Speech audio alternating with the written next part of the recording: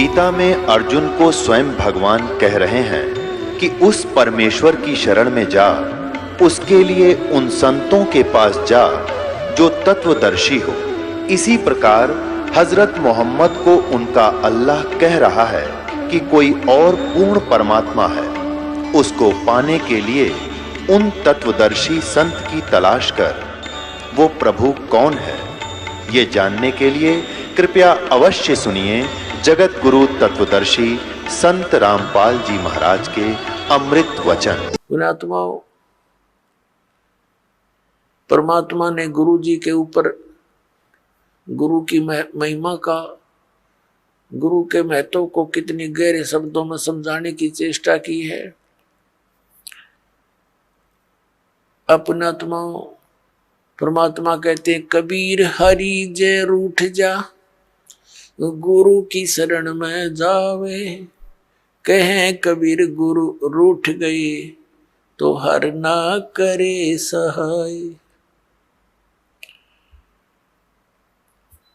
अब क्या बताते हैं कि सतगुरु के उपदेश का लाया एक विचार, जय सतगुरु मिलते नहीं हम जाते नरक द्वार। पुण्यात्मा, आपने महावीर जैन जी का इतिहास बहुत बार देखा है, दास ने दिखाया है। वो पुण्यात्मा भक्ति के लिए घर भी त्याग दिया, अपने दादाजी से उपदेश लिया, ऋषभदेव जी से, वो मारीची जी ने, और वही आत्मा आगे चल के महावीर जैन हुआ।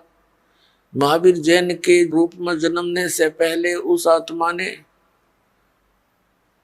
80 लाख बार तो देव पद प्राप्त किया, देवता बना, और बाकी 60 करोड़ बार गधे की योनि, 30 करोड़ बार कुत्ता, 20 करोड़ बार बिल्ली, 10 पता नहीं कितनी बार हाथी, नपुंसक, शिकारी रहा। तो जब तक सतगुरु नहीं मिलते ये प्राणी साधना करता करता भी दुखी रहता है। तो इसलिए परमात्मा बताते हैं सतगुरु के उपदेश का। पृथ्वी पर सतगुरु एक ही होता है एक समय में, अनेक नहीं होते। जैसे परमात्मा स्वयं आए थे कबीर जी, वो अकेले ही वो तो परमात्मा भी थे और सतगुरु भी थे, वो तो सर्वे सवा थे। और उस समय 64 लाख शिष्य थे मालिक के। पुण्यात्मा, विचार करने की बातें हैं, क्योंकि हम लाल की महिमा से परिचित नहीं थे। लाल की को सुनते अवश्य थे कि वो बहुमूल्य होता है, लेकिन पहचान नहीं थी। हम भगवान को सर्व सुखदाई, सब संकटों से निवारण करने वाला मानते हैं, इसलिए ही उसकी खोज में हम जगह जगह भटक रहे थे। लेकिन हमने उस लाल की हमें पहचान नहीं हुई। उन स्वार्थी लोगों ने कौड़ी को हमें लाल बताकर हमारे को दे दिया। हम उन कौड़ियों को लाल समझकर गठड़ी बांधे फिरे थे। अब दास को पता चला, परख हुई, लाल और लालड़ी को परख करने की बुद्धि दी भगवान ने, और वही दास ने आपके साथ कर दी। आपको भी लाल परखने योग्य ज्ञान दे दिया। तो पहले हम साधना ठीक ना करके कितने कष्ट उठाए, उस परमात्मा ने आकर ही हमें ये ज्ञान दिया, अपनी पहचान आप ही बताई। तो क्या बताते हैं कि भक्ति करते करते भी उस महापुरुष की कितनी दुर्गति हुई, क्योंकि उनको सतगुरु नहीं मिला। 600 वर्ष पहले परमात्मा स्वयं आए थे, 64 लाख शिष्य हुए उनके, और अकेले सतगुरु थे, अकेले नाम देते थे। और पुण्यात्मा, उस समय ना कोई मीडिया था, ना कोई पुस्तक का लेखन करके कहीं भेजा जा सकता था। आदरणीय धर्मदास साहिब जी ने कबीर साहब की वाणी लिपिबद्ध करके रख ली थी, लेकिन उसको बार बार इतनी को हाथ से लिखने में तो 10 साल फेर लग जाए उसको। तो ऐसे जैसे आजकल परमात्मा ने दया बख्शी है, अक्षर ज्ञान दिया, पेपर दे दिया, इस पर पुस्तक परमात्मा की महिमा लिखकर हमने आपको भेज दी, पुस्तकें बना बना कर। फिर ये इलेक्ट्रॉनिक सिस्टम परमात्मा ने दिया, सीडी का ये बना के दे दी, चिप चल पड़ी परमात्मा की दी हुई है। ये गॉड गिवन इंस्ट्रूमेंट है, ये मनुष्य के सत्र के बनाए हुए नहीं है, ये भूल जाना आप। ये मनुष्य 4 युगों में यही था, एक रेडू के अंदर और 6 खच्चर जोड़ कर रथ बना के घसीटे अंडा करते, अरीवीसी कार बना ली, हवाई जहाज बना दी और ये इंटरनेट बनवा दिए। ये परमात्मा के दिए हुए हैं और इस काल ने इनका दुरुपयोग शुरू करवा दिया। इसमें फिल्म देखे, नाचे कूदे, समाज दूना बिगड़ गया। लेकिन अब सुधरेगा। यहाँ पर कोई भी पदार्थ है उसके गुण अवगुण दोनों चले, लेकिन हम अवगुणों को त्याग कर गुणों को ग्रहण करेंगे, हमें ज्ञान हो जाएगा। तो कहने का भाव यह कि 64 लाख शेष होना उस समय एक धानक के जुल्हे के, ये कोई बड़कों का खेल नहीं है जिसको हम एक शूद्र कहते थे। एक कवि तक करके कवि कह के सीमित कर दिया था, फाइनल को क्लोज कर दी थी उनकी फाइल को। अब वह फाइल फिर खुली उस भगवान की।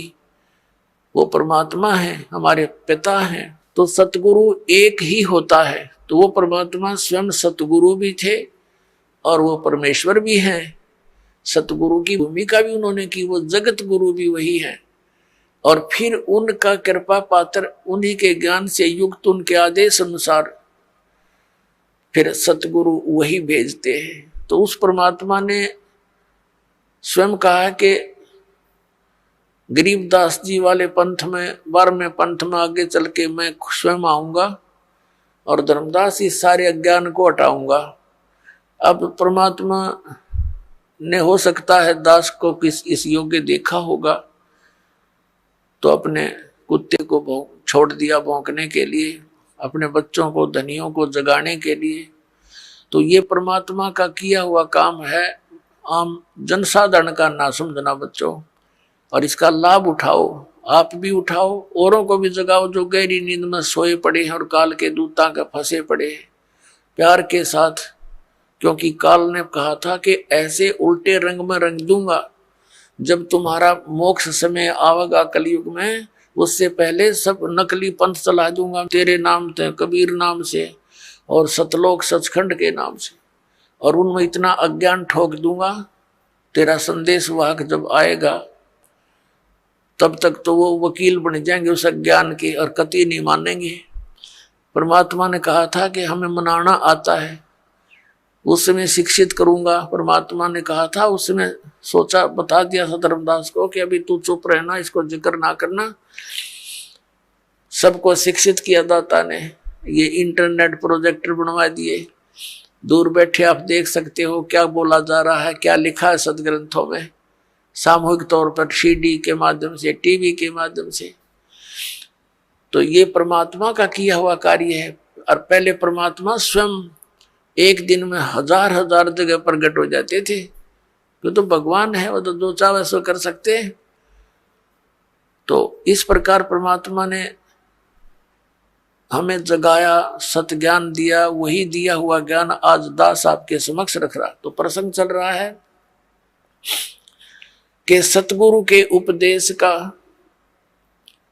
लाया एक विचार, जय सतगुरु मिलते नहीं हम जाते नरक द्वार। पुण्यात्माओं, इन वचनों को गणी गहराई से सुना करो, इनको हृदय में जाने दो कानों के माध्यम से। जब तक बच्चा दवाई को अंदर नहीं जाने देगा वो काम के करेगी। होठों पर ही डाल दे, बार थूक देता है, सुनता नहीं है। तो इनको बहुत गहराई से सत्संग के समय तो आप एकाग्रचित हो जाया करो और परमात्मा के इन वचनों पर गहराई से सोचा करो। अब क्या बताया भगवान ने कि जय सतगुरु मिलते नहीं जाते नरक द्वार। सतगुरु के उपदेश का लाया एक विचार, और जय सतगुरु मिलते नहीं हम जाते नरक द्वार। नरक द्वार में दूत सब फिर करते खेचा तान, उनसे कबू ना छूटते फिर फिरते चारों खान। पुण्यात्माओं, जब ये भक्तिहीन प्राणी यहाँ से जाता है, यम के दूत इसको पकड़ कर ले जाते हैं, धर्मराज के सामने खड़ा कर दिया जाता है, न्यायाधीश के सामने। वहां ये नहीं कह सकता कि मैंने ऐसा नहीं किया, मैंने ऐसा नहीं किया। वहां झूठ नहीं चलेगी। वहां तो आपकी फिल्म स्टार्ट हो जाएगी, सीडी ऑन हो जाएगी आपके समक्ष सामने।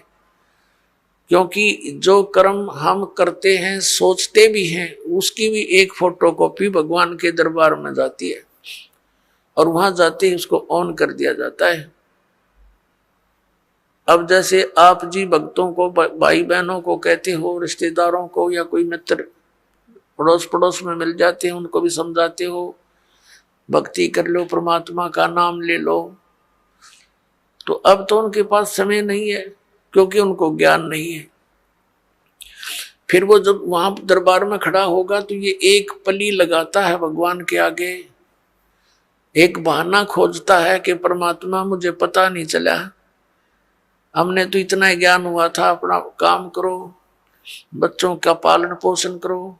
तो उसमें परमात्मा वो सीडी चला देगा, कोई भक्त उससे कह रहा होगा कि चलो चलेंगे सत्संग में, और वो बकवाद कर रहा होगा, मना कर रहा होगा, सौ बहाने मिला रहा होगा। फिर परमात्मा कहेगा, देख इस भक्त ने, इस बहन ने, इस बेटी ने तेरे से क्या कहा था, और तू झूठ बोलता है कि मेरे को पता नहीं चला।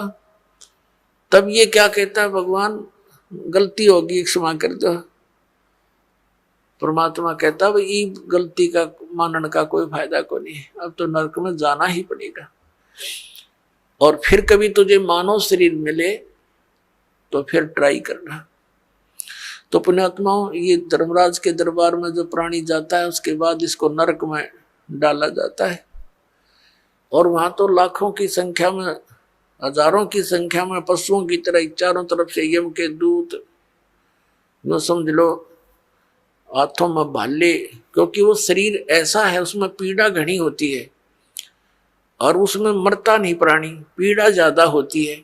तो उसमें सीधे भाले ठोके, आंखों में मारेंगे ना सीधे, और ऐसे जैसा भी हाथ में आओ उतना लठ मारते हैं और उनको जबरदस्ती नरक में ठोक देते हैं, धक्के मार मार के। वो उल्टे बाजे उनके लठ मारे और जैसे पशु को फाटक में रोकते हैं, ऐसा ठोक दिया जाता है। तो यहाँ क्या बताते हैं पुण्यात्मा, हम भक्ति से घने दूर हो गए, अध्यात्म ज्ञान आसपास भी नहीं रहा, हमें डर नहीं रहा इन बातों का। इन बातों को हम ऊट पटांग से मानते हैं, इन अज्ञानियों के ज्ञानों को सुन सुन के अज्ञान को, कि भगवान कहीं, नरक कहीं नहीं है, यही स्वर्ग है, यही नरक है। अरे इतने बड़े बड़े ग्रंथ लिखे हैं, महापुरुषों ने आंखों देख कर बताए हैं, उनको हम अपनी सोच से झूठा कैसे कर देंगे? करेंगे तो करे रहेंगे, लेकिन सच्चाई हमारे कहने से मिट नहीं सकती। तो परमात्मा बताते हैं कि नरक द्वार में जब नरक में ठोके जाओगे, दूत सब और करते खेचा ताण, दे डंडा दे लठे अंदर ठोक देते हैं। नरक द्वार में दूत सब करते खेचा ताण और उनसे कभी ना छूटता फिर फिरता चारों खान। वहां नरक में दुख उठा करके फिर इन चार खानियों में 84 लाख प्रकार के इन पशु पक्षियों और सब जीवों की, ये प्राणियों के जो शरीरों में कष्ट उठाना पड़ता है। अब परमात्मा बताते हैं, नरक द्वार में दूत सब करते खेचा ताण, उनसे कबू ना छूटता फिर फिरता चारों खान। चार खानी में भरमता और कबू ना लगता पार, सो फेरा सब मिट गया मेरे सतगुरु के उपकार। अब सतगुरु के उपकार, जैसे गरीबदास जी ने कहा है कि जो जा सतगुरु की मैं बलिहारी, जो जमन मरण मिटाही, जो जन्म और मृत्यु के इस दीर्घ रोग का नाश कर दे। कहते मैं उस सतगुरु पर बलिहारी हूं। तो जन्म मरण का रोग का नाश कबीर परमेश्वर ही कर सकता है। और कबीर परमेश्वर जिस भी अपनी आत्मा को, दास को यहाँ भेजता है अपना सामर्थ्य देकर, तो यह उसके द्वारा परमात्मा ही करवाता है। अन्य ना तो किसी भगवान की भक्ति से ये जन्म मरण का रोग नाश हो सकता, यदि हम श्री राम श्री कृष्ण अर्थात विष्णु जी इनकी पूजा करके चाहें कि हमारा जन्म मरण का रोग कटे, ये नासवान इनकी जन्म मृत्यु स्वयं होती है। ऐसे ही शंकर जी की जन्म मृत्यु होती है, ब्रह्मा जी की जन्म मृत्यु होती है। इनका पिता है सरपुरुष, जिसको काल रूपी ब्रह्म भी कहते हैं। जो गीता बोल रहा है श्री कृष्ण जी में प्रवेश करके, वो स्वयं स्वीकारता है। गीता जी अध्याय नंबर 4 के श्लोक नंबर 5 और 9 में, अध्याय नंबर 2 के श्लोक नंबर 12 में, गीता जी अध्याय नंबर 10 के श्लोक नंबर 2 में ये कहता, अर्जुन तेरे मेरे बहुत जन्म हो चुके हैं, तू नहीं जानता मैं जानता हूं। तो इससे सिद्ध है कि इस ब्रह्म की पूजा करने वाला भी जन्म मरण के रोग से नहीं बच सकता। और ब्रह्म की साधना ब्रह्म पुजारी गुरु से ही लेनी पड़ती है। उस गुरु की शरण में जाने से भी जन्म मृत्यु का रोग नहीं कट सकता। और जब तक जन्म मृत्यु का रोग नहीं कटेगा, हम शांति नहीं हो सकती। गीता ज्ञानदाता 8वें अध्याय के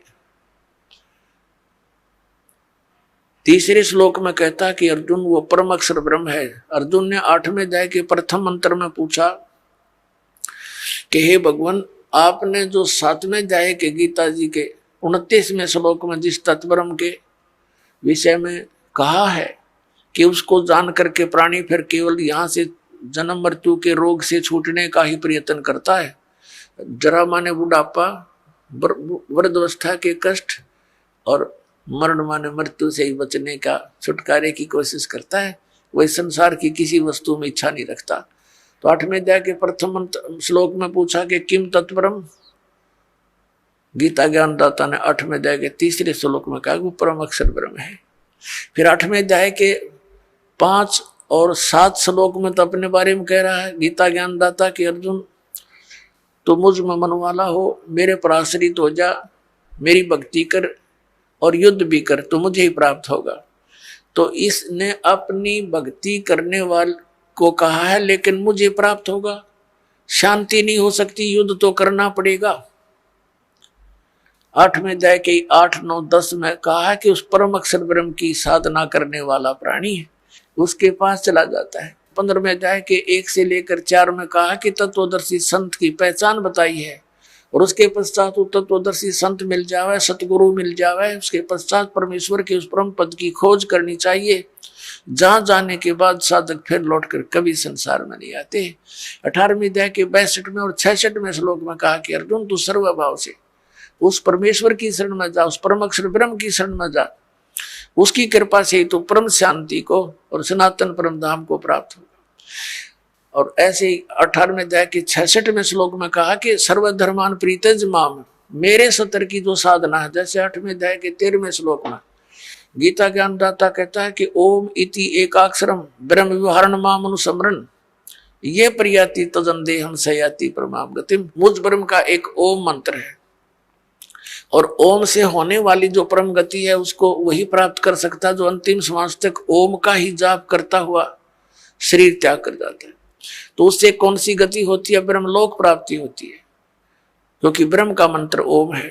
8वें अध्याय के 16वें श्लोक में गीता जी में कहा कि अर्जुन ये ब्रह्मलोक पर्यंत सब पुनरावर्ती में है, वहां गए हुए प्राणी भी फिर जन्म मरण के चक्कर में रहते हैं। और उस परम अक्षर ब्रह्म की भक्ति के लिए 17वें अध्याय के 23वें श्लोक में गीता जी में कहा कि ओम तत्सत इति निर्देश ब्रह्मण त्रिविध समर्थ है ब्राह्मणा तेन वेदा च यगा विहिता पुरा। सच्चिदानंद घन ब्रह्म की के पाने की 3 मंत्र का निर्देश है। ओम तत्सत, ओम ये ब्रह्म का है, तत् ये अक्षर पुरुष का है। गीता जी अध्याय नंबर 15 के श्लोक नंबर 16 और 17 में 3 पुरुष हैं, एक सर पुरुष, एक अक्षर पुरुष, एक परम अक्षर पुरुष। जो परम अक्षर पुरुष है वो सबसे श्रेष्ठ है और वही वास्तव में अविनाशी है। अन्य सर पुरुष और अक्षर पुरुष को नाशवान कहा है और उसके उनके लोकों में जितने प्राणी हैं वो भी नाशवान है। तो उनकी भक्ति से तो मोक्ष हो ही नहीं सकता। अब श्रीमद् भगवद गीता अध्याय नंबर 17 के श्लोक नंबर 23 में ओम तो ब्रह्म का जाप सर पुरुष का और तत् ये सांकेतिक है, ये अक्षर पुरुष का, और जो सत शब्द है वो भी सांकेतिक है। इसको सार नाम भी कहते हैं, इसको आदि नाम भी कहते हैं। वो है परम अक्षर ब्रह्म का। तो इन तीनों मंत्रों की मजदूरी से, इन तीनों मंत्रों की साधना से हम भगवान प्राप्त कर सकते हैं, उस मोक्ष सथल प्राप्त कर सकते हैं, वो सुख प्राप्त कर सकते हैं जिसके विषय में वर्णन किया गया है। अब जैसे हम हैंडपंप लगाते हैं तो हैंडपंप में हम बोकी मारते हैं, तो ये बोकी और हैंडपंप ये हमारा उपास्य नहीं है, लेकिन इस तरीके के बिना वो उपास्य वस्तु नहीं मिल सकती, वांछित वस्तु नहीं मिल सकती, जल नहीं मिल सकता। तो ये पूजा नहीं कर रहे हम तो वो साधन अपनाया है जिससे वो जल मिल जा।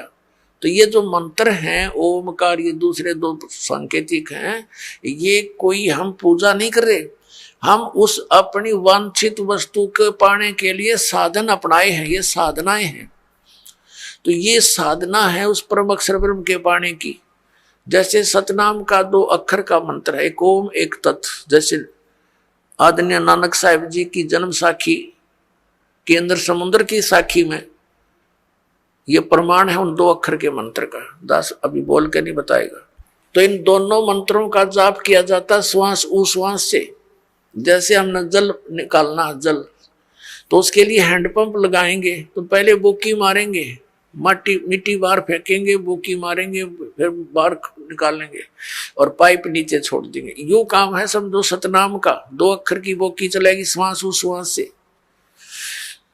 अब ये सतनाम, ये बोकी ने अपना काम कर दिया, जल तक पहुंचा दिया, लेकिन बाहर जल नहीं प्राप्त हुआ। उसके लिए एक और आइटम लगाना पड़ा है, हैंडपंप, ऊपर मशीन बोलते हैं उसको, और फिर उसकी पूजा करनी है, उसको भी ऐसे लाना है, प्रैक्टिस करनी है, जब वो जल निकलता है। तो ऐसे ही केवल सतनाम प्राप्ति से भी मोक्ष नहीं, सारनाम नहीं मिलाता है, वो जल मिले नहीं। सारनाम समझो हैंडपंप का ऊपर का वो मशीन है। तो ये मशीन उसी समय लगी हुई सक्सेस होगी जब वो पाइप पूरी जल तक पहुंच चुकी होगी। बीच में अगर कोई कहे हैंडपंप लगा दे, मशीन फिट कर दे, मिस्त्री कभी नहीं करेगा। तो ये दास आपको ये सब व्यवस्था बता रहा है, ये आपने करनी है, मजदूरी करनी है इसकी। और जब सारनाम का समय आएगा, आपकी पाइप पहुंच जाएगी जल तक के आसपास, तो फिर हैंडपंप यानी सारनाम आपको दिया जाएगा। तो इस प्रकार हम इस ओम, उस परम अक्षर ब्रह्म के पाने का ओम तत्सत, ये 3 मंत्र का जाप है। ओम ये ब्रह्म का है, तत् ये अक्षर पुरुष का है, उसको परब्रह्म भी बोलते हैं, और सत ये परम अक्षर ब्रह्म का, इसको पार ब्रह्म कहते हैं। पार ब्रह्म, एक परब्रह्म एक पार ब्रह्म। ब्रह्म तो ये सरपुरुष है, ये काल भगवान 21 ब्रह्मांड का स्वामी। अक्षर पुरुष इसको परब्रह्म कहते हैं, ब्रह्म से नेक्स्ट भगवान, पर यानी दूसरा। और इससे ऊपर पार ब्रह्म माने सबसे परले पार का, सबसे ऊपर वाला, वो पार ब्रह्म होता है। जैसे आप संतों की वाणी में पार ब्रह्म शब्द सुनते हो, वो परब्रह्म के लिए नहीं है, वो पार ब्रह्म यानी उस सत्य पुरुष की तरफ संकेत है, परम अक्षर ब्रह्म की तरफ संकेत है। तो जैसे तो उस परमात्मा के पाने का फिर 3 मंत्र का जाप है, ओम तत्सत। तो इस प्रकार हम उस परमात्मा को पाएंगे। कैसे पाएंगे? गीता जी अध्याय नंबर 18 के श्लोक नंबर 66 में कहा है, इस गीता ज्ञानदाता ब्रह्म ने सर्वधर्मान परित्यज माम एकम शरणम व्रज अहम तवा सर्व पापेभ्यो मोक्षामि मा शुच। ये क्या कहता है कि मेरे सत्र की जितनी पूजाएं हैं वो मुझ में छोड़ दे, मुझे दे दे मेरे सत्र का जो तूने मजदूरी करी है, फिर मैं तुझे यहां से जाने दूंगा नहीं, तू मेरा बंधक मजदूर है, और मेरा कर्ज उतार दे। फिर तू उसकी शरण में जा। एकम माने जिसके बराबर दूसरा ना हो, अद्वितीय, जिसके समान दूसरा कोई शक्तिशाली भगवान ना हो, उस एकम शरणम व्रज, उसकी शरण में जा। हरिन अज्ञानी हमारे धर्म गुरुओं ने अनुवाद करता है, ऋषि मंडलेश्वर ने अनर्थ कर रखे गीता जी में, अनुत्तम मान्यता थी, उत्तम बता रहे हैं। ये देखिए ने व्याकरण बदल डाली अपनी अज्ञानता के कारण।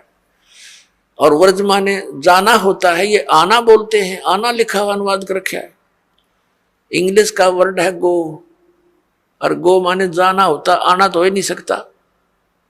ये तो मूर्ख है, अगर कोई उस सेंटेंस को ना समझकर उसका अर्थ आना कर रहा है तो वो बिल्कुल अज्ञानी व्यक्ति है, वो आशय को समझा नहीं, उस प्रकरण के आशय से वो परिचित नहीं है।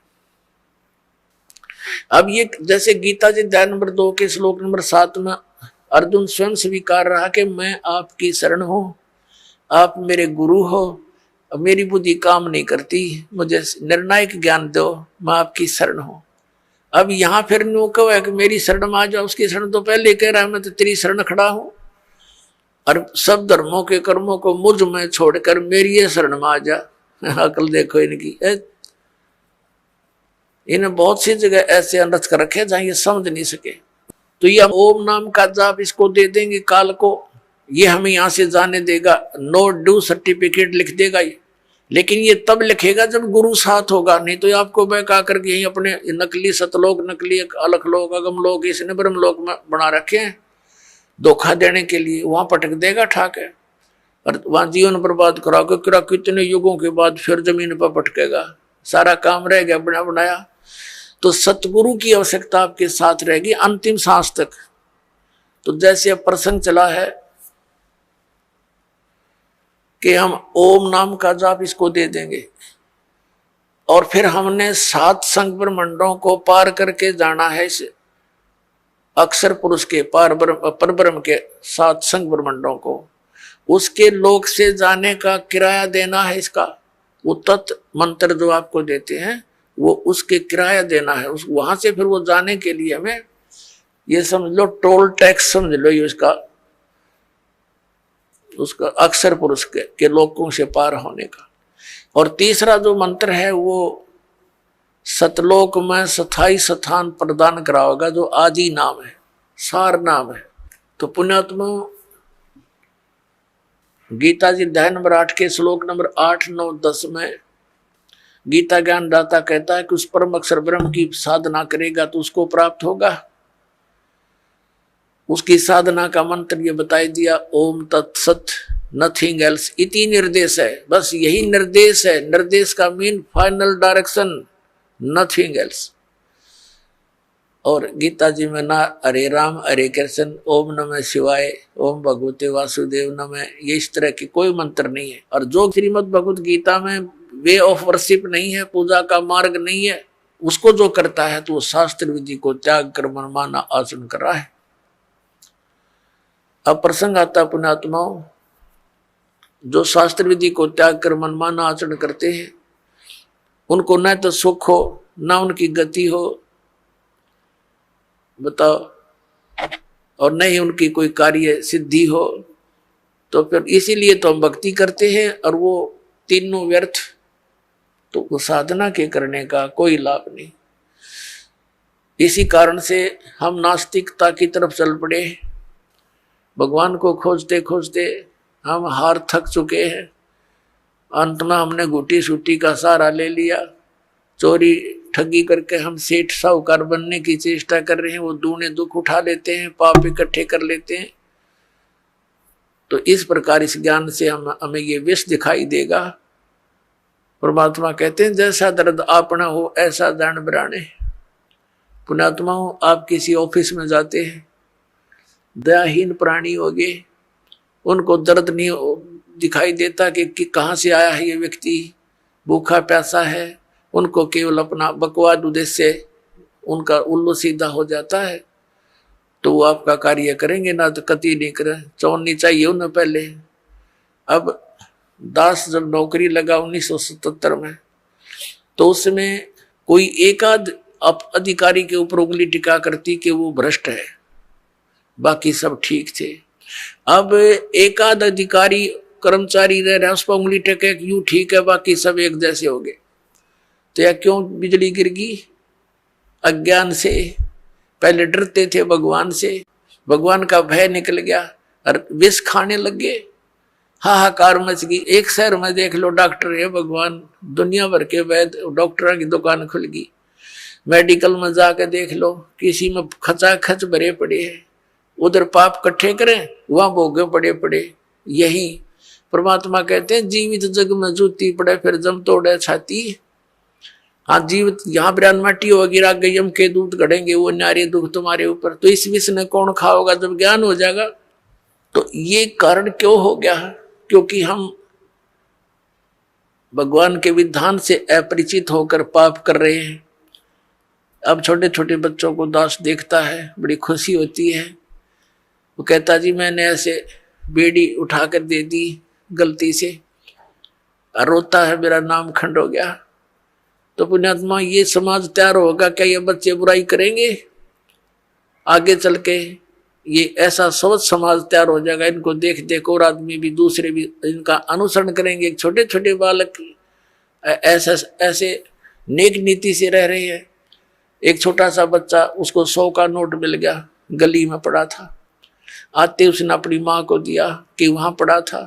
उसकी माँ ने कहा नहीं बेटा इसको हम नहीं प्रयोग करेंगे, इसको उठा के यहाँ दान पात्र में डाल दिया।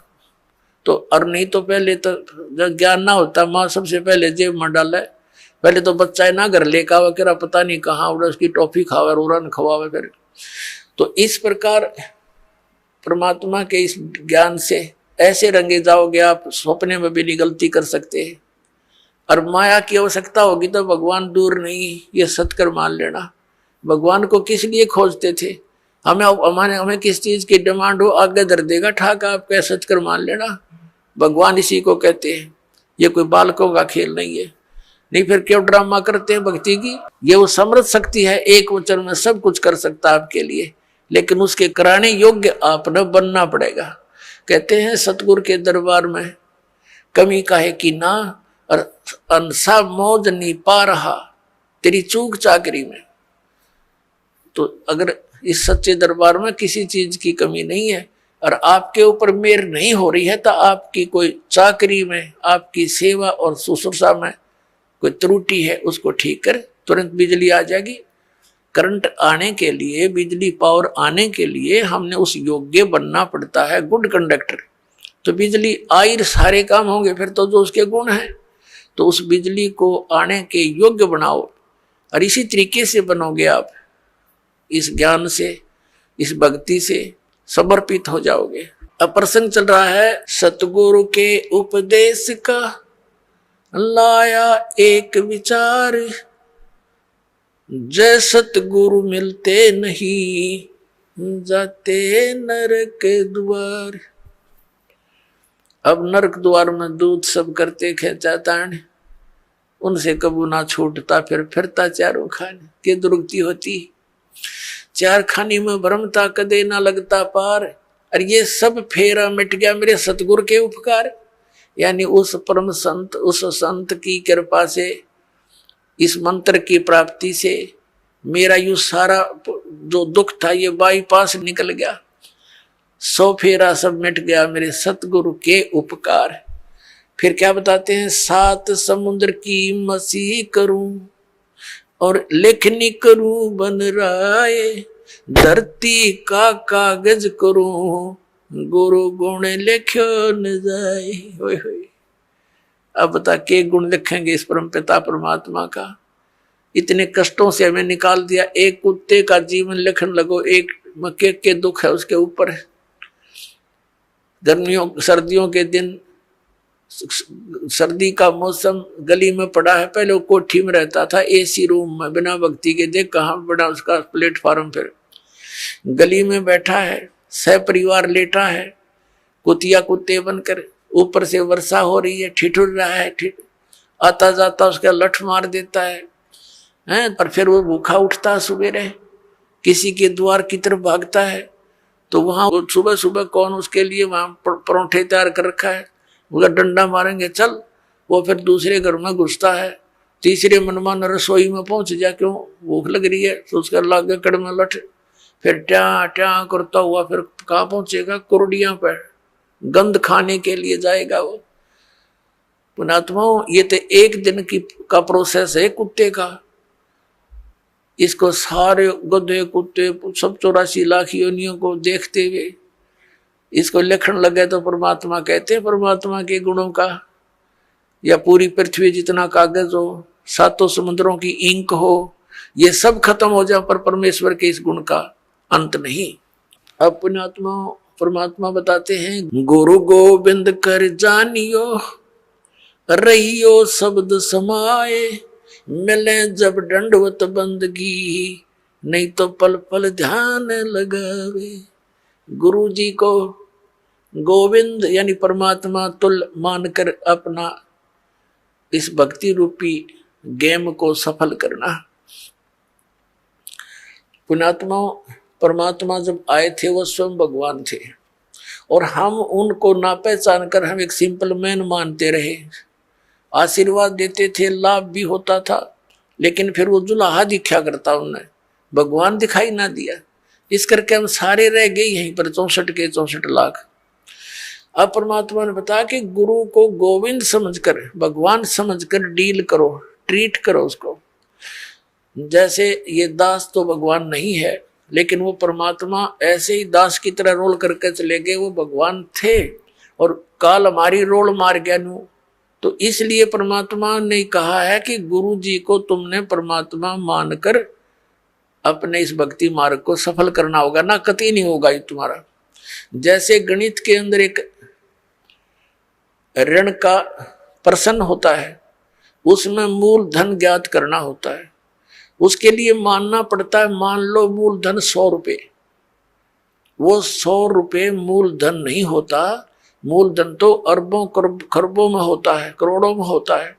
वो मूल धन अरबों करोड़ों वाला प्राप्त करने के लिए हमने 100 रुपये मूल धन मानना पड़ेगा। ये मजबूरी समझ लो, ये जरूरी समझो। इसके बिना वो मिल नहीं सकता। हमने जिस मूल धन की हम खोज कर रहे हैं और वो नहीं मिला तो हम फेल हो गए, नंबर 0 हमारे। तो गुरु जी को आप जी ने ये समझना पड़ेगा कि भगवान ही बैठे। जैसे हम परमात्मा के पास जाएंगे तो हम कैसे डील करेंगे उनको, जैसा इस दास को करोगे ये आपका स्वभाव बनेगा, यही भाव बना रहेगा। तो इस भाव और स्वभाव को हमने यही चेंज करके जाना पड़ेगा उसके दरबार में। और वहां जाकर फिर मन में 2 सटपट रहेगी तो फिर पटक देंगे उल्टे ठाके। वहां तो छालनी में छाने जाओगे पुण्यात्मा, उड़ब कोई किसी की गवाही की जरूरत को नहीं। तो इसलिए हमने परमात्मा बताते हैं, गुरु गोविंद कर जानियो रहियो शब्द समाए, यानी जो मंत्र दे दिया उसका जाप करते रहना। और मिले गुरु जी जब दंडवत बंदगी प्रणाम करे, और बाद में नहीं तो पल पल ध्यान लगावे, यानी उनकी याद रखे इन गुणों को। हे भगवान, जब आपको पुण्यात्मा अमिताभ बालक को, छोटे से बच्चे को 2 साल का, कोई 3 वर्ष का, यानी जिस दिन नाम मिला उसी दिन से आपकी ये भक्ति मार्ग में आयु काउंट होती है। कोई 4 वर्ष का, कोई 5 वर्ष का, कोई 10 वर्ष का, तो बच्चे ही गिने जाते हैं। जब आप थोड़े से मैच्योर हो जाओगे तो फिर देखना आपकी स्थिति, आप रोया करोगे बैठ कर, भगवान जुल्म हो गया था, मनुष्य जीवन इतना अनमोल था, कौड़ी बदले जा था। और फिर इस दास की आपको उपयोगिता का पता चलेगा, फिर उसकी भूल पड़ ही नहीं सकती। इतना उपयोगी वस्तु एक पल भी नहीं हम दूर हो सकते जिसमें इतना लगाव बन जाएगा, ऐसा खिंचाव बनेगा। और ये लगाव, ये खिंचाव ही आपको सतलोक लेके जाएगा। जैसे हम इस काल भगवान के ऊपर आसक्त हुए और इतने आसक्त हो गए कि डटे नहीं डटे, वहां पर इतना सुख छोड़कर हम इस गंध में आ गए, केवल इसकी चाह, इसके ऊपर आसक्त हो गए। अब इसके असलियत का पता आपको लग जाएगा। तो 1 नंबर का विलियन है, सब धोखा करके काम करावे, बला तुम्हारे से सारा काम करवा रहा है और आप खा रहा हमारे को। तो फिर आपका इससे दिल लटेगा और परमात्मा की तरफ जाने के लिए आपको इस दास के अतिरिक्त पृथ्वी पर कुछ दिखाई नहीं देगा। तो फिर अपने आप आपकी आशा आपकी हर तरह से हट करके व्यक्ति इस दास पर जो है ना इकट्ठी हो जाएगी, एकत्रित हो जाएगी और इतनी कसक हो जाएगी कि आप डांटे नहीं डट सकते। और यह भक्ति की शक्ति जो दास ने बताया, कमाई तुम्हारे साथ होगी। तो इस प्रकार फिर हम सतलोक जा सकेंगे, नहीं तो यह बात बनेगी नहीं जल्दी से। अब फिर क्या बताया है कि कबीर हरि जय रूठ जा, गुरु की शरण में जावे, कहें कबीर गुरु रूठ गए, हर ना होते सहाय। जैसे क्या बताते हैं, जो व्यक्ति अपने पाप कर्मों के कारण दुखी होते हैं तो वो कहा करते हैं कि हमारा राम रूठ गया, हमारा राम रूठ गया, नए नए दुख आने लग गए हमारे ऊपर। और जो सुखी होते हैं उनको यूं कहा करते इनका राम राज्य है, इनके ऊपर भगवान प्रसन्न है। और जो दुखी होते हैं वो कहते हैं हमारा राम रूठ गया। अब पुण्यात्माओं, जब तक हमारे पुण्य चलते हैं तो हमें सब सुख सुविधाएं उपलब्ध होती हैं, तो ऐसे लगता है कि हमारा राम राज्य है, प्रसन्न है। और जिनके पुण्य खत्म हो गए, उनके पाप शुरू हो गए, तो उनका राम रूठ गया। अब जैसे गुरु गोविंद दोनों खड़े, किसके लागू पाए, बलिहारी गुरु अपना, जिन गोविंद दियो मिलाए। अब क्या बताते हैं परमात्मा ने, कितना एग्जाम्पल दिया हमारे को समझाने के लिए। कैसा उदाहरण दिया है कि जैसे आप कहीं खेतों में एकांत स्थान पर या कहीं पर मजदूरी कर रहे हो, कोई कार्य कर रहे हो, मटका भर लेके पानी का घट, और जब तक उसमें जल है तो नो प्रॉब्लम, प्यास लगी घट पिया फिर काम लाएंगे। और जब वो घट यानी घड़े में पानी खत्म हो गया, जल खत्म हो गया, तो समस्या उत्पन्न हुई, तो फिर वो राम रूठ गया। जब तक उसमें जल था तो राम राज्य था, सुविधा सारी थी, प्रॉब्लम थी नहीं। अब वो जल खत्म हुआ तो राम रूठ गया। अब वो राम मिला कहाँ? हैंडपंप में, हैंडपंप में मिला वो जल, तो वहां गए, हैंडपंप के नीचे रखा मटका, फिर करी उसकी पूजा सेवा और भर लाए, फिर सुखी हो गए। तो जिनके ऊपर अब पापों के दौर चल पड़े उनके पुण्य समाप्त हो चुके, और सुख होगा पुण्य बढ़ने से, पुण्य प्राप्त होने से। तो यहां परमात्मा कहते हैं कि एक तरफ तो आपके पास एक घड़े में जल रखा है और एक तरफ हैंडपंप है। जल तो समझो परमात्मा है घड़े में, और हैंडपंप गुरु जी है। अब कौन से को सिलेक्ट करोगे तुम? हैंडपंप को, हैंडपंप में तो कितना पानी निकाले, और मटका में जो जल है वो तो थोड़ी सी दिन, एक दिन भी पूरा ना निकाला मन पूरे परिवार का। तो यहां परमात्मा कहते हैं गुरु गोविंद दोनों खड़े, और किसके लागू पाए, बलिहारी गुरु अपना, जिन गोविंद दिया मिलाए। हैंडपंप बिना जल नहीं मिला। कबीर हरि जय रूठ जा, गुरु की शरण में जावे, कहें कबीर गुरु रूठ गए तो हरि ना होत सहाय। जैसे हैंडपंप खराब कर दिया आपने, उसकी केयर टेक करी नहीं, तो फिर जल कैसे मिलेगा?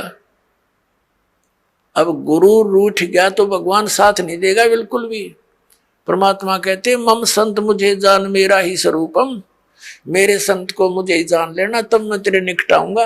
नहीं तो परमात्मा ये सोचते हैं जैसे जैसा व्यवहार आप इस दास के साथ करते हो और जो सोच इस दास के प्रति रखते हो, तो परमात्मा ये वो करते हैं, निरीक्षण करते हैं, जांच करते हैं कि यदि इस दास के स्थान पर वो मालिक विराजमान होते तो आप जी ऐसा ही व्यवहार करते, क्योंकि परमात्मा एक धारणक रूप में रहा करते, ऐसी क्रिया करते थे जैसे आप जी करते हो। और वो शूद्र वर्ण में जैसे महर्षि रामानंद पंडित जी बड़े विद्वान माने जाते थे, और परमात्मा उनको इस काल के जाल से निकालना चाहते थे। 5 वर्ष के बालक रूप में परमात्मा अपनी लीला में शरीर दिखा रहे थे। रामानंद जी का एक शिष्य था, उस शिष्य को परमात्मा ने एक प्रश्न किया था कि तुम विष्णु जी को सर्वेश्वर बताते हो, इनका तो जन्म मृत्यु होता है, पुराणों में ऐसा लिखा है। जिस बात से क्षुब्ध होकर के उस रामानंद जी के शिष्य ने परमेश्वर कबीर जी से कहा था, क्या तूने दीक्षा ले रखी है? तूने पुराणों का ज्ञान कहाँ से हुआ? परमात्मा ने कहा कबीर जी ने कि मैंने दीक्षा ले रखी है, गुरु बना रखा है, जो तेरा गुरु जी है वही मेरा गुरु जी है।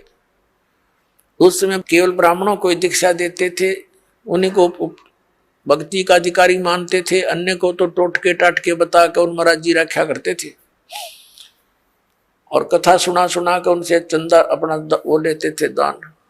इस बात से अक्षुब्ध होकर के तूने एक शूद्र होकर मेरे गुरु जी की बेइज्जती कर दी है, एक पंडित को अपना गुरु बताया है।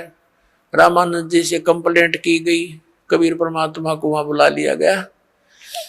बहुत से श्रोता वहां विराजमान थे। रामानंद जी ने पहले तो प्रश्न उत्तर किए, तू कौन है, तेरा क्या नाम है। परमात्मा ने कहा था, सुन रामानंद, राम मैं, हम बावन नरसिंह। और फिर कहा था, ए स्वामी सृष्टा में सृष्टि हमारे तीर, दास गरीब अदर बसु मेरा मैं अवगत सत कबीर। रामानंद जी से कहा था कि ए रामानंद जी, मैं सारी सृष्टि का रचनहार हूं और ऊपर सतलोक में रहता हूं, मैं पूर्ण परमात्मा हूं। इस बात से दुख मान गया रामानंद जी, बहुत सी गाली गलौज किया परमात्मा के प्रति कि तू नीच जात का है, छोटी जाति ऊंचा मुंह बातें करता है। आइए अब हम उन श्रद्धालुओं के अनुभव जानते हैं जो जगत गुरु तत्वदर्शी संत रामपाल जी महाराज जी से दीक्षा प्राप्त कर चुके हैं तथा उनके द्वारा बताए गए भक्ति मार्ग पर चल रहे हैं। नमस्कार सर। नमस्कार सर। सर क्या नाम है आपका? नरेश पाल दास। नरेश जी, आप कहाँ के रहने वाले हैं? मैं कंकरखेड़ा मेरठ का रहने वाला हूँ जी। सर क्या काम करते हैं आप? मैं अभी तो पुलिस फोर्स से रिटायरमेंट हो गया जी। सर संत रामपाल जी महाराज से कब जुड़े आप? मैं संत रामपाल जी महाराज से 2009 में जुड़ा जी। सर संत रामपाल जी महाराज से जुड़ने से पहले क्या आप कोई भक्ति साधना भी करते थे? जी हाँ सर, मैं संत डॉक्टर सोनक देव जी से जुड़ा हुआ था सन 94 से, और वही भक्ति में 17 साल तक लगातार किया। सर फिर आप संत रामपाल जी महाराज की शरण में कैसे आए? ऐसा था जी, उस दिन हम लाइन के अंदर थे और संत रामपाल जी महाराज के जो भगत थे वो मंदिर में बैठे हुए थे, और उस मंदिर में मैंने जाकर उनको बोला, भाई आज विश्वकर्मा का दिन है, आप प्रसाद वगैरह ले आओ। तो बोला, यार विश्वकर्मा को किसने बताया? भगवान तो कबीर साहब है। मैंने उसको बोला, यार हमने तो कभी ऐसा सुना नहीं और देखा भी नहीं, ना कहीं पढ़ा, आप बोल रहे कि कबीर साहब भगवान है। बोला, मेरे पास एक बुक रखी, लाइन में जाके आप उसको पढ़ना, आपको पता लगेगा। तो भगत जी ने शाम के टाइम लाइन में मुझे वो पुस्तक दी, गहरी नज़र गीता में। मैंने उसको पढ़ा सर, और पढ़ते पढ़ते 2 दिन तक मैंने लगातार उसको पढ़ा, और इसके बाद मुझे टोटल ज्ञान हुआ कि गीता में क्या लिखा है क्या नहीं लिखा। इतना अच्छा उसके अंदर ज्ञान था कि मैंने प्रण कर लिया उसी दिन से कि मैं आज के बाद ये जो भक्ति मुझे बताई है डॉक्टर सोनक देव ब्रह्मचारी संत ने, ये मैं भक्ति बिल्कुल नहीं करूँगा। तो इसके बाद मैंने भगत जी से बोला, भगत जी मैं आपके गुरु से नाम लेना चाहता हूँ।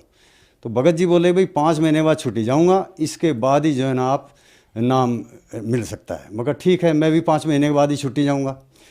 तो जैसे ही वो 5 महीने के बाद छुट्टी गई, मैं उनके घर ही चला गया जी, आश्रम गया और वहाँ से परमात्मा संत रामपाल जी महाराज से नाम लेके आया मैं। सर आपने कोई गुरु बनाए थे और उनकी 17 साल तक भक्ति साधना की, फिर आपको संत रामपाल जी महाराज की पुस्तक गहरी नज़र गीता में मिली। ऐसी उस पुस्तक में क्या लिखा था जो आपने 17 साल की भक्ति छोड़कर संत रामपाल जी महाराज से नाम दीक्षा ली?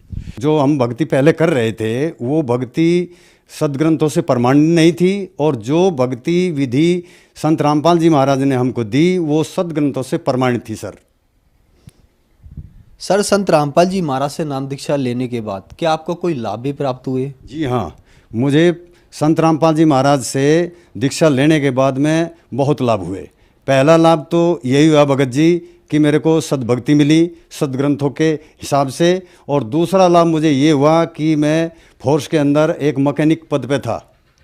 तो एक गाड़ी नई रेज हुई थी जिसके बारे में मुझे भी ज़्यादा जानकारी नहीं थी। 8 दिन तक परेशान होने के बाद में लास्ट में मैंने छत्तीसगढ़ के अंदर तंबू के अंदर बैठा हुआ था, मैं मालिक को याद किया और संत रामपाल जी महाराज ने मुझे सारी चीज़ बताई ऐसे कि ये नहीं करो, ये करो, ये नहीं करो, ऐसे करो। और मैंने वही चीज़ जा कर के सवेरे इस्तेमाल की गाड़ी के अंदर, तो मुझे वहीं पर फॉल्ट मिला, और तब मैंने संत रामपाल जी महाराज परमात्मा का पहली बार एहसास किया कि इस धरती पे कोई मालिक है जो अपने बच्चों के साथ हमेशा रहता है। दूसरा लाभ भगत जी मुझे ये मिला कि मेरठ में पोस्टिंग थी तो घंटा घर पे जाके मेरी एक गाड़ी ख़राब हुई और मैं दूसरी गाड़ी मंगवाने के लिए अपनी यूनिट में फ़ोन कर रहा था। तभी जो है एक 35-40 साल का एक मनुष्य वो मेरे पास आया भीड़ में से निकल करके, हल्की हल्की दाढ़ी थी उसके चेहरे के ऊपर। तो मेरे को आके बोला भाई साहब क्या बात है। मैंने बोला भाई कुछ नहीं, ये गाड़ी ख़राब होगी लेकिन इसमें करंट भी सही आ रहा, पेट्रोल सही आ रहा, रिले भी इसका सही है, लेकिन पता नहीं यार ये क्यों स्टार्ट नहीं हो रही। बोला भाई साहब मैं देख सकता हूँ। मगर ठीक है भाई आप देख लो। तो जैसे ही उन्होंने खिड़की खोली, एक नज़र मेरी उसी के पास थी, एक जगह से मैं फ़ोन भी कर रहा था और एक नज़र उनके ऊपर थी मेरी। उन्होंने सिर्फ खिड़की खोली और खिड़की खोलने के बाद मुझे मुस्कुराते हुए बोल के चले गए हाफ सेल्फ मारना, गाड़ी स्टार्ट हो जाएगी। और वो 10-15 गज दूर गए होंगे भीड़ में, जैसे ही विलुप्त हुए इसके बाद मैंने खिड़की खोल के जैसे ही सेल्फ मारा, गाड़ी स्टार्ट हो गई। तब मुझे अचानक एहसास हुआ कि ये और कोई नहीं था, ये मालिक संत रामपाल जी महाराज थे। और मैंने उनको ढूंढने के लिए 10-15 कदम बहुत तेज़ी से दौड़ा, लेकिन परमात्मा वहाँ से अंतर्ध्यान हो गए। तीसरा लाभ ये मिला कि हमारी प्रॉपर्टी का एक मामला ऐसा फंसा हुआ था कि 10 साल से उसका कोई निराकरण हो ही नहीं रहा था। मैंने अपने घर वालों को भी, अपने भाइयों को भी, दोनों को बहुत समझाया भाई ये जो ज़मीन है इसको बिक्री कर दो और हम अपनी जगह अलग अलग ले लेते हैं, लेकिन वो सुनने को तैयार नहीं थे। लास्ट में मैंने संत रामपाल जी महाराज से अरदास लगाई, है मालिक आप ही जगत विधाता हो, आप ही परमात्मा हो मालिक, हे गुरुदेव आप ही समस्या का निराकरण करो, मेरे बस की तो बात है नहीं। तो 2 दिन के बाद जो भाई 31 साल से मेरे घर की देड़ी नहीं चढ़ा था, मेरे से कभी बोलता नहीं था, वही भाई मुझे रास्ते में मिला और बोला भाई साहब राम राम। मैं कहा भाई राम राम। तो बोला भाई वो ज़मीन बेचनी है। और 4-5 दिन के अंदर वो ज़मीन भी बिक गई, सारा काम हो गया। ये मालिक संत रामपाल जी महाराज ने बहुत ही बड़ा सिरदर्द जो मेरे सिर पर था वो टाल दिया। चमत्कार तीसरा मेरे साथ ये हुआ सर कि मैं जब रिटायरमेंट हुआ, रिटायरमेंट के समय पे मुझे थोड़ा पैसा मिला था और मैंने एक प्लॉट खरीदने के लिए वो एडवांस में उसको एग्रीमेंट के लिए दे दिया था। लेकिन क्या हुआ कि समय पे पैसा न मिलने के कारण वो बोला भाई या तो आप बैनामा कर लो नहीं तो ये पैसा मैं दूंगा नहीं। तो मैंने गुरुजी से प्रार्थना लगाई, हे मालिक, हे दाता, मैं तो लूट जाऊंगा, पिट जाऊंगा मालिक, मेरा पैसा आना चाहिए। तो साल भर हो गया, बहुत परेशान हो गया मालिक। तो इसके बाद परमात्मा ने मेरे को बोला भाई आपका नाम खंड चल रहा है, आप नाम शुद्ध करा लो, आपका पैसा आ जाएगा। संत रामपाल जी महाराज ने मुझे ये आवाज़ दी।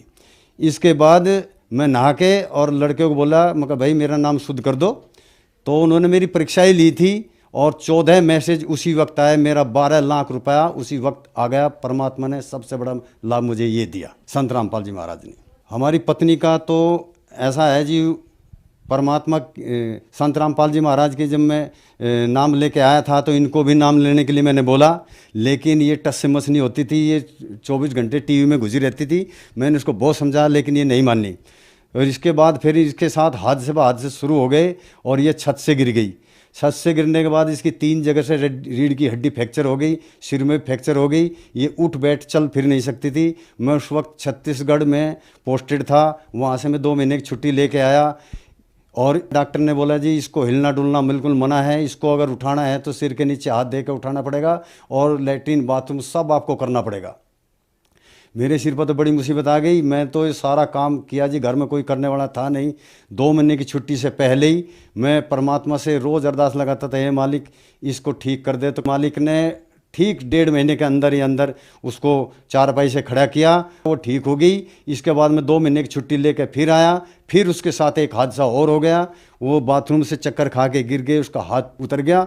2 महीने तक वो फिर खाट में पड़ी रही। इसके बाद मैं उसको बराबर बोलता रहा, आप संत रामपाल जी महाराज की शरण में आ जाइए, नाम लीजिए, भक्ति कर लो, लेकिन वो सुनती नहीं थी और उल्टा ही गुरु जी को गाली गलोच और करती थी। फिर मैं भी हार मान गया और चुप बैठ गया। मैं गुरु जी को गाली मत दीजिए, भक्ति कर चाहे ना कर, और मुझे भी भक्ति करने के लिए रोकती थी। तो ऐसे होते होते 2 साल बीत गए। इसके बाद लड़की की शादी होनी थी। लड़की वाले को भी उसने बता दिया ऐसा झुल्ला ऐसा लगेगा, और गांव से उठा करके पूरा शहर में लेके आई। वहाँ पर भी उसने मना किया, मैंने उसको मगा ऐसा मत कर, लड़की जो दे रहा है उसने वो सब कुछ दे रहा है बेचारा, तू उसको परेशान मत कर। लेकिन वो नहीं मानी। मेरे लड़के की आखिरी शादी है, मैं लड़के की घोड़ी पर चढ़ के देखना चाहती हूँ। मगर ठीक है जो देखना है देख ले। और ठीक शादी से 4 दिन पहले ही मेरे साथ भात नोतने जा रही थी और रेल की पटरी जैसे ही क्रॉस करने लगे, उलझ के नीचे गिरी और रेल की पटरी पे गिरते ही एक हाथ की 5 जगह से हड्डी टूट गई उसकी। बड़ी मुश्किल से मैंने प्लेटफार्म पर उसको उठा करके रखा। और जिस दिन लड़के की घुड़चढ़ी थी, शादी थी, उस दिन वो हॉस्पिटल में उसका ऑपरेशन हो रहा था। तो इसके बाद में फिर एक ज्योतिष था जो हमारे लड़के का जानकार था, उसने बताया कि भाई तुम्हारी मम्मी की उम्र नहीं है, वो 2016 तक जो है ख़त्म हो जाएगी। मैंने उसना विश्वास नहीं किया ज्योतिषी के ऊपर, क्योंकि मैं तो परमात्मा से जुड़ा था, उसी मालिक से मैं अर्ज लगा सकता था। लेकिन दूसरी बार हमारी बहू हॉस्पिटल खाना लेके जा रही थी और रास्ते में जहाँ रेड लाइट होती है वहाँ उसने विक्की रोकी हुई थी, वहीं पर एक संत उनको मिले, उन्होंने भी वही बात उसको बता दी। तब जाके मेरा माथा ठनक गया। मैंने उस ज्योतिषी को अपने घर बुला लिया। मैंने बोला भाई आपने ऐसा कैसे बोल दिया डायरेक्ट कि आपकी जो पत्नी है ये 2016 में डेथ हो जाएगी इसकी। बोला जी मैं नहीं बोल रहा, इसकी मस्तिष्क की रेखा बता रही है। और बोला तुम्हें यकीन नहीं है तो बुलंदशहर में एक मेरे गुरुजी रहते हैं, वहाँ लेके जाओ। तो उसे बुलंदशहर लेके चला गया जी। बुलंदशहर में जाके वहाँ गांव के 50-60 आदमी और बैठे हुए थे। तब उन्होंने बताया कि इन्होंने पहले भी 3 हमारे गांव के आदमी थे, उनको भी मृत्यु की घड़ी बताई थी कि इस टाइम पे आप मर जाओगे, और उस समय पर उनकी मृत्यु निश्चित हो गई। तो तब मैं भी डर गया। तो मेरी पत्नी ने उनसे पूछा कि मेरी भी मृत्यु की घड़ी बता दो। तब उन्होंने बताया कि 32 हफ्ते का समय है और इसमें भी आपके ऊपर इतने कष्ट आएंगे कि आप रो जाओगी। तो हमारी पत्नी डर गई और मेरे को बोली कि मुझे संत रामपाल जी महाराज के पास ले चलो, मैंने नाम दीक्षा लेनी है उनसे। तब मैं वहाँ से उनको आश्रम लेके आया। उस वक्त भी उनके हाथ में प्लास्टर लगा हुआ था। और फिर संत रामपाल जी महाराज के सामने जा कर के रोई कि पंडित ने मुझे ऐसे ऐसे बताया, गुरुजी मैं कैसे भक्ति करूंगी। तब गुरुजी ने उनको आशीर्वाद दिया कि मर्यादा में रह करके भक्ति करना और तेरे कुछ नहीं होगा। आज का दिन ले 4 साल का समय हो गया सर जी, आज तक उसका कान भी तत्ता नहीं हुआ। संत रामपाल जी महाराज की कृपा से वो बिल्कुल सही सलामत है और घर में सारा काम कर लेती है और ठीक ठाक घूम रही। आज तक वो बीमार भी नहीं हुई। मेरे परिवार को संत रामपाल जी महाराज ने जीवन दान दिया। जब से संत रामपाल जी महाराज की शरण में आया हूँ सर, तब से मेरे घर में पूर्णतः शांति, सुख में जीवन और बगैर किसी कष्ट के जीवन जी रहे हैं। बहुत ही आनंद आ रहा है, सद्भक्ति करने को मिल रही है और परमात्मा की दया से सब बहुत ही अच्छा जीवन व्यतीत कर रहे हैं। सर आप एक अच्छे पढ़े लिखे इंसान हैं, आप फोर्स से मैकेनिकल इंजीनियर से रिटायर्ड हैं। कुछ लोग कहते हैं कि संत रामपाल जी महाराज से उनके अनुयायी अंधश्रद्धा के तहत जुड़ते हैं, क्या ये बात सही है? क्या आप भी संत रामपाल जी महाराज से अंधश्रद्धा के तहत जुड़े थे? जी नहीं सर जी, मैं अंधश्रद्धा भक्ति के तहत नहीं जुड़ा। मैं तो पहले भी भक्ति कर ही रहा था और मैं शरीर से भी स्वस्थ था और आर्थिक स्थिति मेरी सही थी। मैं सिर्फ संत रामपाल जी महाराज से सद्भक्ति के कारण जुड़ा था। संत रामपाल जी महाराज है वो सद्ग्रंथों के आधार पर जो है सद्भक्ति देते हैं और उन्हीं से हमको लाभ मिलते हैं। सर संत रामपाल जी महाराज से कैसे जुड़ सकते हैं? संत रामपाल जी महाराज से अनेक चैनलों पे सत्संग आता है संत रामपाल जी महाराज का। उनके नीचे एक पीली कलर की पट्टी चलती है जिसके ऊपर नंबर लिखे होते हैं आश्रमों के। आप भी अपने उन नंबर पर फ़ोन करके पता कर लो कि हमारे डिस्ट्रिक्ट में नामदान सेंटर कहाँ है और उनके नंबर क्या है, और वहाँ से आप जुड़ सकते हो। धन्यवाद सर। सत्य।